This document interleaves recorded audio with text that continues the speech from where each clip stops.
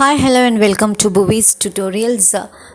இந்த வீடியோ ஒரு latest update பற்றின வீடியோ தான். ஆக்சுவலாக எய்ம்ஸ் பேராசிரியர் ஒரு கருத்து தெரிவிச்சிருக்காரு ஸ்கூல் ரீஓப்பன் சம்மந்தமாக. அவர் என்ன சொல்கிறார் அப்படின்னா, தொற்று அதிகமாகிட்டு இருக்கக்கூடிய இந்த மாதிரியான ஒரு சிச்சுவேஷனில் மத்திய அரசும் சரி மாநில அரசும் சரி ஸ்கூல்ஸை ரீஓப்பன் பண்ணுறது அந்தளவுக்கு சரியாக இருக்காது அப்படின்னு சொல்லியிருக்காரு.